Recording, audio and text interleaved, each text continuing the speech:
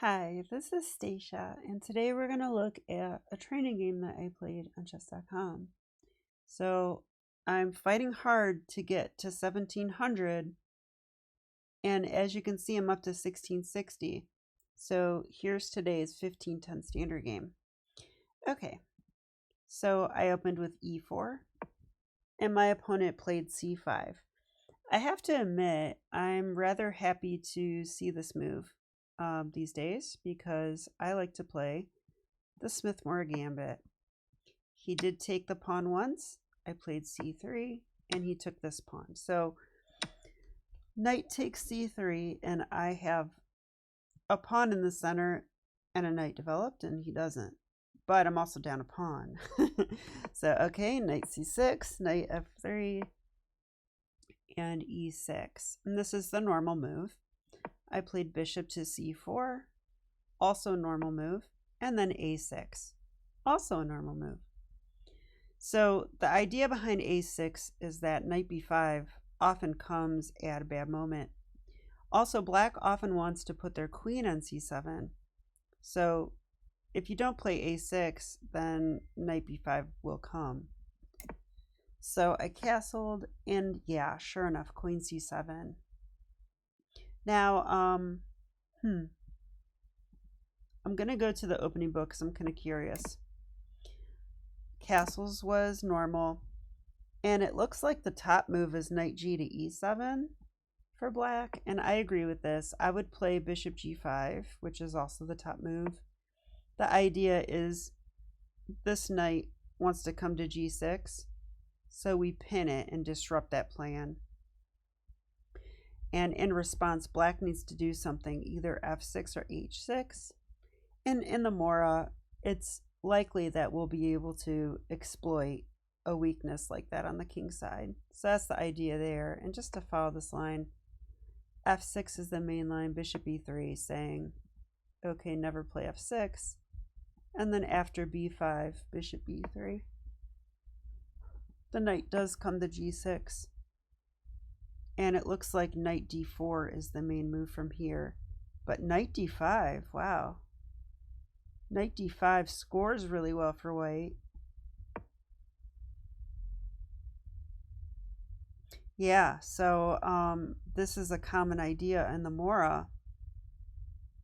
And I am curious about this. Can black take it? E takes d5. E takes d5. I was thinking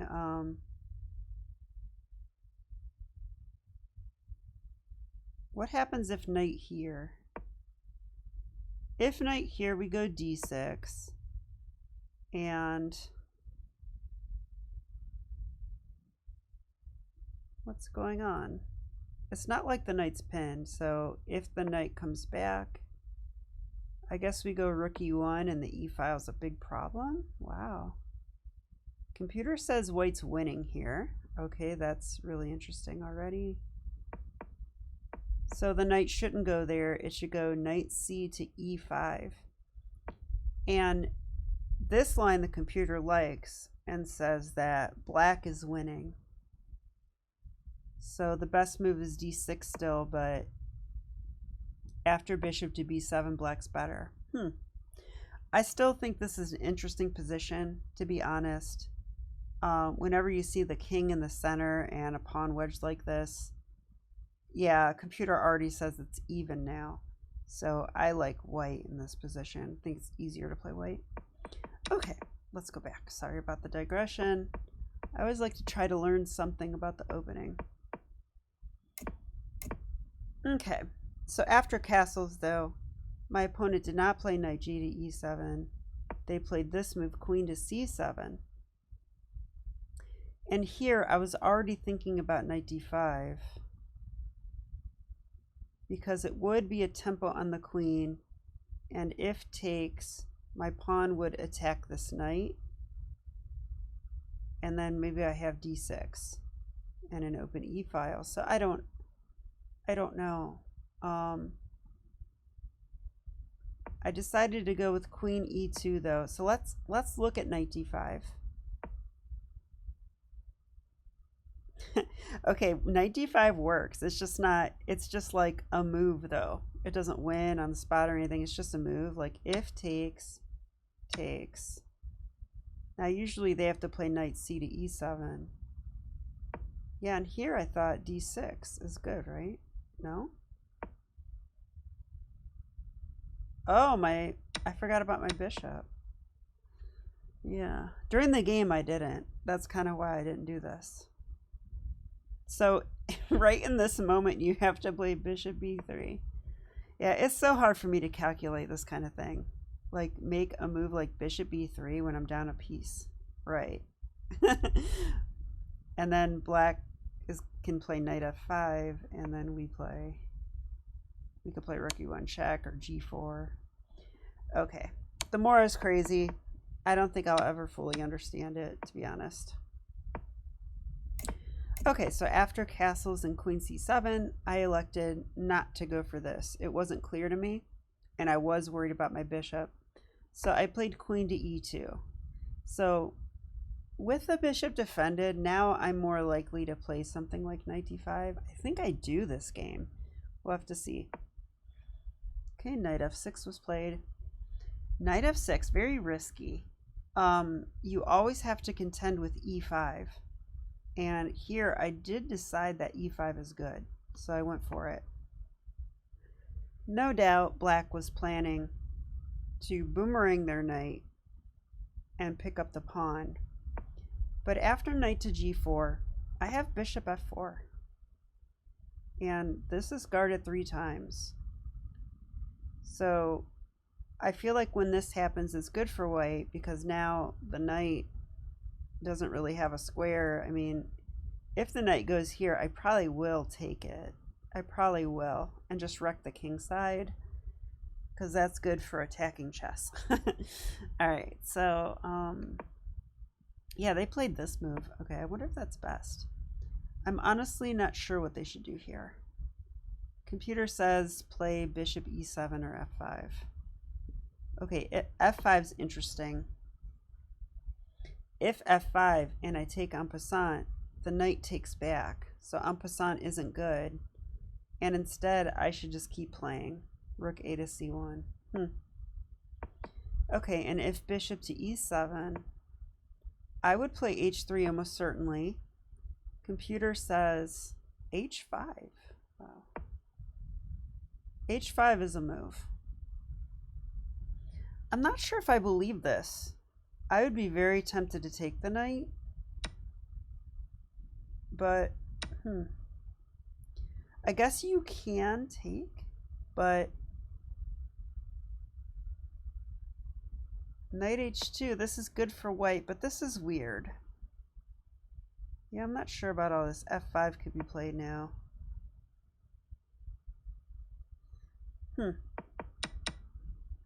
So after this, yeah, computer does like this actually. Yeah, it wants this. It says this is really good for us. I mean, f5, can I at least take? No, queen takes f4. Forgot about that. Alright, so, alright, this is a weird variation. Again, I don't know that I fully get this. Alright. Bishop f4 I do get though, and my opponent played d6. So I think d6 must be a mistake because this is going to help me open up the position. And when white's king is safe and I'm fully developed, I mean, notice my rooks are connected, then any opening of the position should benefit white. So I gladly took here. And yes, it does develop the bishop, but I feel like that's okay because I take, and now the queen is on the open d file and I get a tempo on that queen. Computer agrees with all this. But wow, computer says queen to e7 and black is fine. Wow. It's kind of hard for me to believe that. But, you know what? I think black is fine because this move is going to happen. Yeah, and that's that was basically the source of my advantage. So, yeah, black's gonna castle too. The only bad thing for black is their light square bishop, and it's not that big of a problem. I mean, they do have a pawn. So, okay, I agree with the computer. So what should I do here? Computer likes e takes d6, but after bishop takes d6, oh, it wants knight d5 right now. Wow. Knight d5. Yeah, you know what? The pawn is pinned, so I can play this with relatively no risk because, well, it's a tempo on the queen, and the queen is defending the bishop.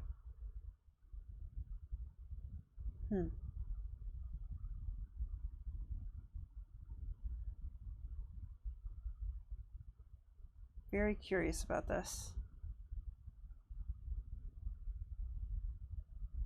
Okay, if queen d7, do we have knight b7? Or knight b6, I mean. The answer is yes. If queen d8, though, like queen b8's the normal move, but if queen d8, then we take. They have to take. Rook a1.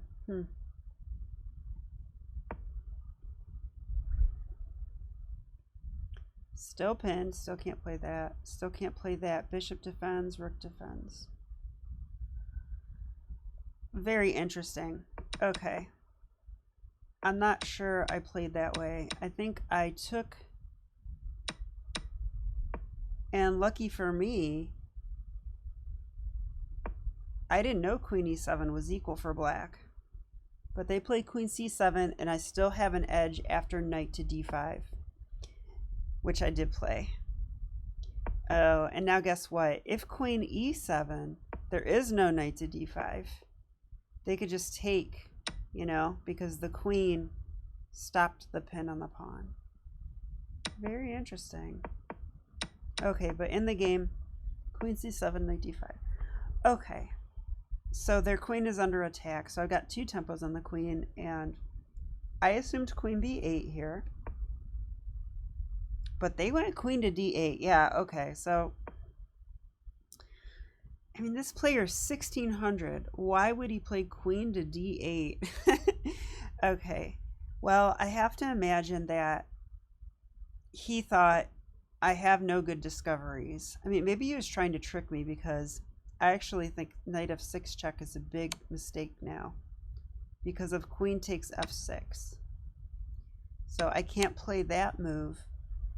But I thought here for a while, and I think it's correct to do so because it felt like a critical moment. Like, if I can find a good move here, maybe I win. And I did find the move. So if you want to pause your video, see if you can find a good move, go ahead and do so now. Okay, and the answer is knight to e3. Well, I mean, in hindsight, this looks pretty obvious. But all right, it's a discovery on the queen, and it's an attack on the hanging knight. But what's better is that, I mean, the thing about this move is the queen should move and defend the knight, but there's no way to do that. Like, this is covered, this is covered, the entire d file is covered. And if you move the queen away, I just take a free knight. So that's what happened. So I got a free knight. But the game doesn't end here because I don't know about you guys, but sometimes I have a really hard time winning a winning position. And that kind of happens this game. I started feeling really nervous. I get in time pressure. So stay tuned. Let's see what happens. He castles. Rook a to c1, very natural. b5, I moved my bishop. Bishop b7. So black is now fully developed, but he's down a piece, right? He does have a pawn for the piece, however. So I played knight to e5. Attacking the pinned knight. Rook a c8, defending the pinned knight. Oh my god. Okay, there's a winning move for white. I did not see this. Knight takes f7. I mean, it feels unnecessary to me. Like, why do something like this when you're already winning? Like, you don't need to win a one game twice, but all right. If king takes, I mean, we're gonna, that might be checkmate actually. Yeah, that is checkmate. So you can't really do that. So you have to take over the rook. And yeah, this looks pretty awesome for white. So I do approve of this. Computer says queen e6, even better. Wow. I guess the rook is pinned and attacked. And if you unpin, I can probably just take it. Yeah, I just take it. Wow. Well, there's one way to win the game faster, because that probably would signal resignation. Instead, I took here. Bishop takes, knight e5, repinning, so it's like a pin reloader. And the bishop steps back, or the queen steps back rather. And now my pawn's under attack. So here, again, I have this move. Wow. Yeah, the same checkmate is there. Wow. That is a pretty checkmate. And the same, it's basically the same tactic. I mean,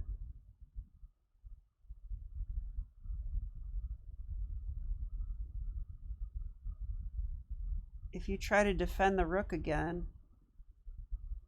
I mean, this is attacked twice. So if you try to move the rook to defend the other rook, then we take here. Huh, very interesting. I won't be forgetting knight takes f7 anytime soon. That is so awesome. And this is like a fairly typical looking Morra position. This is bound to come up some more. I was looking at sacks here too. I just didn't, I guess I didn't calculate right. Instead I took here. I mean, all right, I used to be a d4 player, and I swear I felt like a d4 player the rest of the game because I was afraid to go into any complications at all. I tried to keep it just clean and simple and be up a piece. So I'm traded down. Yeah, my advantage went from +7 to +4 so far. I mean, look at this. How passive is that? So queen b6. All right, at least I got my rook active. And I simply double on the d file. This is very simple play by me. Now I'm rerouting the bishop. I'm going to put the bishop here. Wasn't sure if that was the right thing to do. Computer says play. Okay, it likes bishop d1. All right. Now the pawn goes there. I was thinking, let's defend the bishop on f3. Computer doesn't love it. Now I thought, let's make luft. Okay, g3's top move. Here, I played b3, computer approves. And rook here. And I honestly thought, you know, I'm just going to trade rooks if I can. Again, look at this. This wins. I'd be so scared to play this. But if takes, rook d7 check, that's a fork. So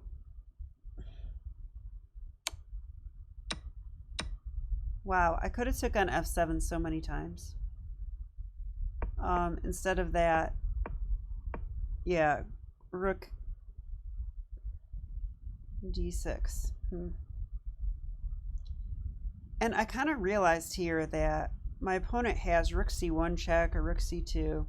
Computer does like rook c2, in fact, because, well, I was thinking if this, I can't really take. I mean, I can, but yeah, honestly, this is fine. I probably would have taken. This is fine. Remember, trades are good for me, so I did this one. Yeah, and I'm down to less than 3-point advantage. I mean, I just feel like I played this.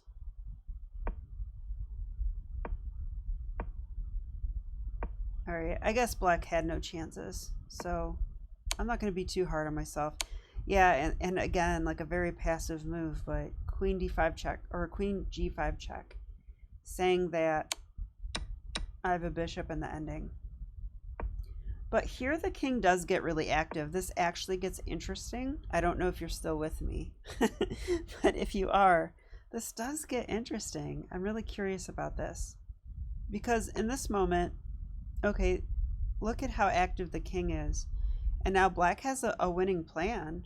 I mean, I don't know if it works, but, you know, why not do this? Take this, move out of the way, queen. That would be great, right?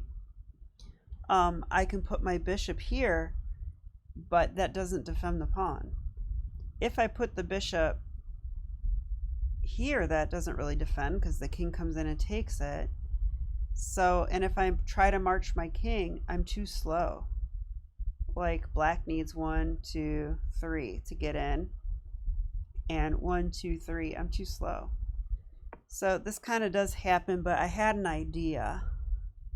So you're about to see it. So I went for this line because bishop here, I'm defending this pawn and I'm giving up this pawn and this. So king c1. I love this. I think this is really interesting because, I mean, black is basically going to be in zugzwang here. This pawn is blocked. It cannot move. He can go here and here, but then he's in zugzwang. So, but the question then becomes, when black moves their pawns, can they create like a stalemate type of thing? And I still don't know. So we're going to find out. He played here. I went here. Yeah. King c1, and he resigned. But,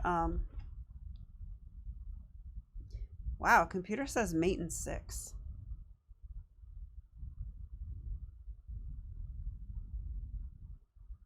Mate in 6, really. So black has some options here. Okay, we're going to look at this ending because, all right, the computer calculated it and said there's no stalemate, white wins. Okay, great. But we're going to look at this. If h4, that's one of the moves. There's also this move and this move. If this move, I take it. If this move, let's see.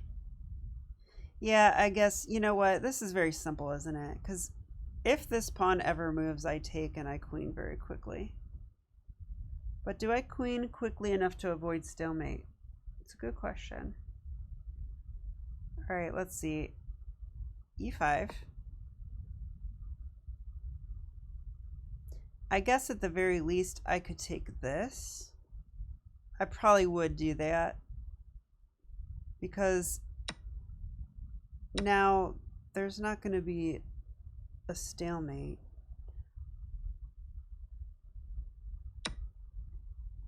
Or is there? Actually, this is a huge blunder, isn't it? Look at that. Because now I'm trying to queen. This is what I was talking about. That's stalemate, right? So, okay, so, well, I'm just glad that I had awareness of this during the game. My opponent resigned, so I guess he didn't. But, all right, let's say takes here. So I guess here I should just take the pawn. That's probably better. But again, like if here and I take, isn't that stalemate? Yeah, so you cannot take that way. You have to take this way. Now this probably wins. I could play e6 also. And the point of e6 is that my pawn's going to queen first. You know, like you can take everything you want. I don't care. Because I'm going to queen and play here. That is checkmate. Yeah. You can even play queen h8 if you want to get fancy. All right. So yeah, I was right to be a little concerned about the ending, but it turns out that as long as you are aware of the stalemate ideas, you can avoid them here. You can. So, all right. Well, I hope you enjoyed this game.